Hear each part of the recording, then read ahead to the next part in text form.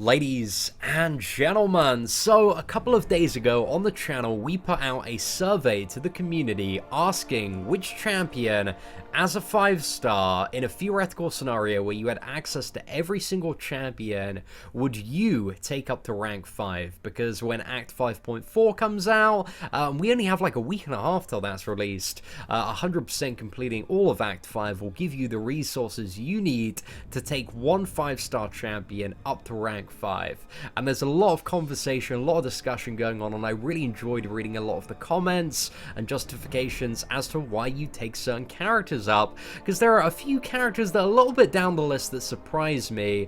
I must say the #1 champion, I saw it coming from a mile away, and I'm very inclined to agree with that overall being the best option. So let's initially cover kind of the top 4 champions and how you know, what percentage of votes they got. So as you can see, we had just under 3,000 responses total, and a good 33% of people voted for Stark Enhanced Spider-Man, which I think is the obvious choice for a lot of people to take up to rank 5 as a 5-star champion. He has incredible damage output, fantastic utility, you know, assisted auto evade with special attacks. You got the power drain, you got the stun.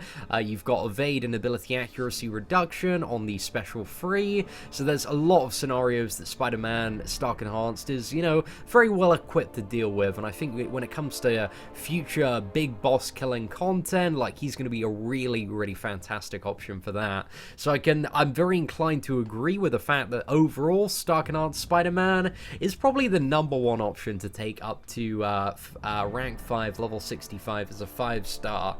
And then at number 2, we have Blade, who I personally believe, like, I'm a massive fan of Blade, guys. You know this already, but I'm very inclined. I've been having a little bit of a think about this, but I don't know if I would. Essentially, the scenario that I'm in is if I hadn't have already upgraded my Star-Lord to rank 4. If there was some sort of option to rank down Star-Lord and take up Stark Enhanced Spider-Man, I'd do that pretty damn quickly. Like, I'd love to make that change around. But also, there is a chance in, like, 5.4 that you could get a random gem that allows you to take one character from rank 3 to rank 4. And if I get that, and if I can take the Stark Enhanced Spider-Man up, I might be a little bit inclined to take that character up to rank 5. However, Blade, I think, is a significantly stronger champion in the right scenarios. You know, when you're fighting Magics, Dormammu's, Mephistos. We had a little bit of a look at the early abilities for Void, who I think is going to be one of the most predominant defenders in the game when he gets added essentially in January. So in that scenario, I think, you know, there are matchups where Blade really excels at, and the ability to infinitely regen and have this insane resistance to debuffs, like, is very powerful. And I think Blade is a bit of a you know, hit and miss, not necessarily a miss character, but there are some matchups like Groot and Colossus where the champion just sucks because you can't bleed. You know, you're going to get the fight done, but it's just going to be very long and painful. So I can definitely see why Stark Enhanced Spider-Man overall has risen to the top, and I'm very inclined to agree that, you know, if you had every single character at rank 4 in the game, that Stark Enhanced Spider-Man for the majority of players would be the best option. I just really like my utility, so I'm quite into the Blade. And then at number 3 we have Star-Lord, which I imagine for a lot of people is the Stark Enhanced Spider-Man alternative. And I would say, I think a lot of people are going to take Star-Lord up to rank 5 as a 5-star, but I also think the majority of those players won't have access to a Stark Enhanced Spider-Man anyway. But I think Star-Lord's a really great option. You know, that damage ramp up is just absolutely fantastic, and for any future boss killing content, Star-Lord, you know, is probably going to be an awesome option. He just, you know, has a lot less utility in comparison to Stark Enhanced Spider-Man, so I can see why he's lagged behind for sure. But then number 4, actually, the number 4 one actually surprised me a little bit. So people actually voted for Iceman. He got 220 votes, and there was some really good you know, comments in the YouTube comment section about why Iceman is a fantastic overall character, which I'm very, very inclined to agree with, about the fact that, you know, his stacks of Frostbite and his Cold Snap just can be applied to pretty much every character in this game. And Mephisto, he doesn't really have any terribly bad matchups. They're just some matchups where, yeah, I guess, you know, you don't really have like a super, super bad matchup when it comes to Iceman. You know, he's immune to poison, bleed, and also incinerate. You can tank special free attacks via his ice armor. You can also absorb stuns. Like, there is a lot of stuff that Iceman can do, so I can see why, you know, he's come at number 4 overall for a lot of players, because Iceman is just an incredible champion with just an amazing amount of utility, so I can really see why he's quite a popular option there. And then going to this list, just to cover some of the next ones, we have Gwenpool at number 5, and this one surprised me a little bit, because I kind of expected Archangel to be a little bit higher than Gwenpool, because in scenarios where you can both bleed and poison the opponent, Archangel is, in my opinion, vastly superior to Gwenpool. However, there is that additional point of that there aren't really that many champions that are immune to bleed, but simultaneously there are a lot of champions in this game that are immune to poison. I think like I think it's roughly about 30% of champions in the entire game are immune to poison or negate it in some sort of way. So yeah, I can kind of see the reason why Gwenpool, you know, may have reared a little bit ahead of Archangel, but I think Gwenpool and Archangel, they both have the disadvantage of having some really, really bad matchups when you can't, you know, bleed, and with Archangel, bleed or poison the opponent. I see there's a bit of magic love. She got the 6th most votes on this list.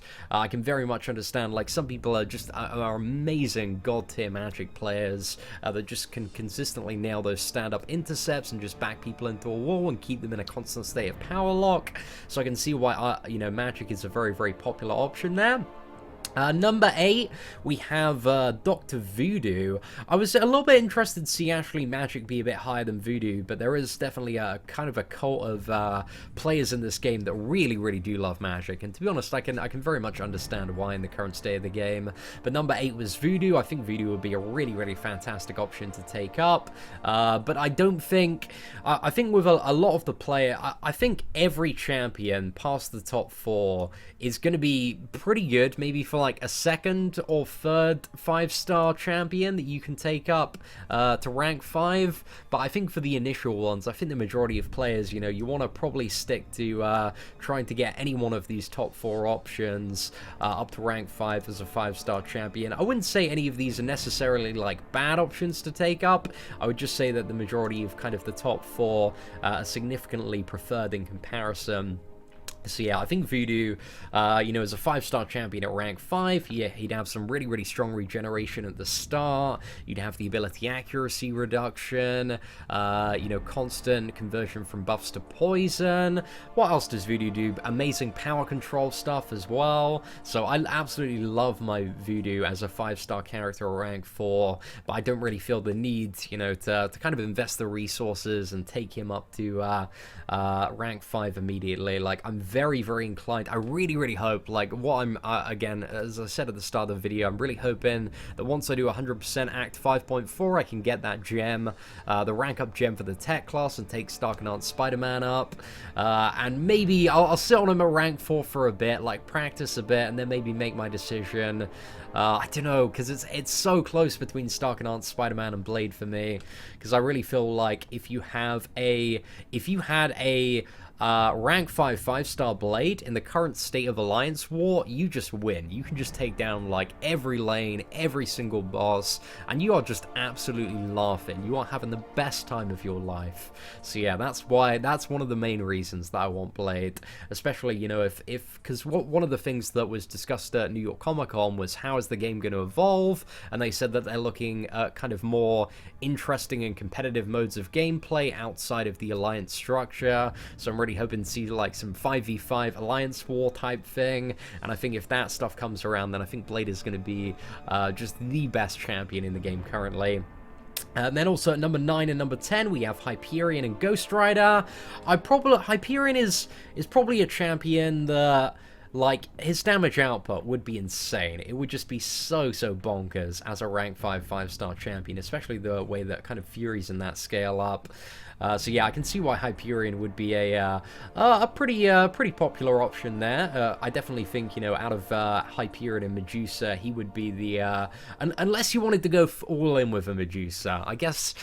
Oh, no, I think even in that scenario, like Hyperion, you know, if you're used to playing the character and you know how to play him quite well, would be the overall better choice. But damn, that Hyperion at 5-star rank 5. I really hope somebody... I'm very interested, because I know not everybody is going to follow kind of the standard pattern, and some people are going to take up champions like Hyperion and Ghost Rider and Voodoo and Archangel to rank 5 as a 5-star. So I just can't wait to see some of the gameplay and power levels of these champions on YouTube once they've been ranked up. And then number 10, we have Ghost Rider, who is pretty much the Alliance Quest Map 6 MVP. You'd have no trouble with any bleed lane after that. But I think, well, yeah, I guess there's still a point for Ghost Rider being up even if you have a blade already, just for the guaranteed bleed immunity. But imagine having Blade, Starknot, Spider-Man, and Ghost Rider all at rank 5 as a 5-star, man. That team would be absolutely insane. I think that's maybe something that in the longer term of the game that I might shoot for. Having all of those characters at least at rank 4 as a 5-star, I think is kind of my aim at the moment. But to have them all at rank 5 as 5-star champions, like that synergy and combo would just be absolutely amazing. But I think the free champions potentially to look out for, because we've had some champion leaks in the last day. I think Taskmaster has some pretty crazy potential from his leaked abilities. Sentry as well might be an absolutely insane character. He kind of seems like he could be, if done right, a better version of Star-Lord, but who knows. And then finally we have Void, who Void just looks like an absolutely insane character. I think Void's mainly going to be a defender, but I don't know, it's worth keeping an eye on some of the future and upcoming champions, especially kind of around the release of Act 5.4. But anyway, ladies and gentlemen, let me know what you thought of the top 10 rank 5 champions to get up as a 5-star. Do you agree with the list? Would you reorder it slightly? Is there any champion on this list that you feel was kind of like undervalued, underrated? Did we miss anyone good off the top 10? Like, again, we left the suggestions pretty open. And no other champion really caught up to those top 10. We had, you know, some additional suggestions. Somebody suggested Whale Milk at 27, Brian Grant, Colossus, the singing commentator, Luke Skywalker, yeah, who I just don't think are, you know, incredibly viable champions there. Sir Lucas Cage as well. Mainly all of the submissions were Luke Cage or meme tier champions. I see some people said Miss Marvel, but definitely Hyperion or Medusa any day over a Miss Marvel for sure.